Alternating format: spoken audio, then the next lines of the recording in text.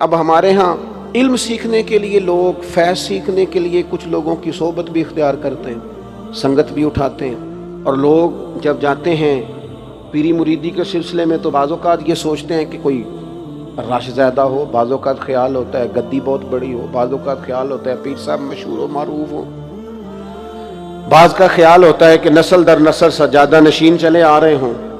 مختلف قسم کے لوگ لوگوں کے پاس جا کے بیٹھتے ہیں۔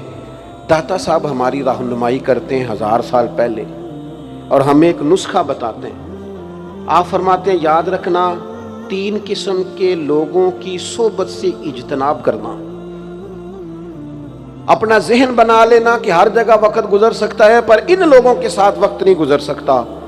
حضور کون سے؟ فرمایا ایک تو غافل اور بے عمل علماء۔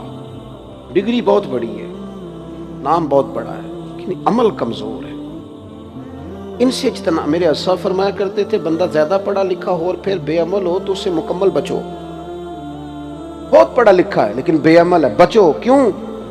فرماتے تھے اس لیے کہ وہ اپنی بے عملی پر بھی دلیلیں پیش کرے گا کہ اگر میں یہ کام نہیں کرتا یہ وجہ ہے، میرے پاس یہ گنجائش ہے، یہ رخصت ہے۔ داتا صاحب فرماتے ہیں بے عمل غافل علماء ان کی صحبت سے بچو، اور فرماتے ہیں ایسا فقیر جو حجرے میں بند ہو جائے اور حق بات اپنی زبان سے ادا ہی نہ کرے، وہ کہ جی میں درویش ہوتا ہوں، میں تو نہیں بول سکتا، حکومت ناراض ہو جائے گی، فلانا ناراض ہو جائے گا، اقتدار والے ناراض ہو جائیں گے، میں نہیں کوئی ایسی بات کر سکتا۔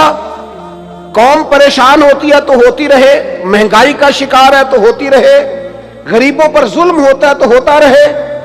جو فقیر اس طرح کا ہے جو فاقہ مست ہو گیا ہے، جھوٹ کو جھوٹ نہیں کہتا، ظالم کو ظالم نہیں کہتا، فرمایا ایسے فقیر کی صحبت سے بچو۔ اور تیسرے نمبر پر داتا صاحب فرماتے ہیں جو جاہل صوفی ہے نا، بانج علموں جو کرے فقیری، وہ کافر مرے دیوانہ ہو۔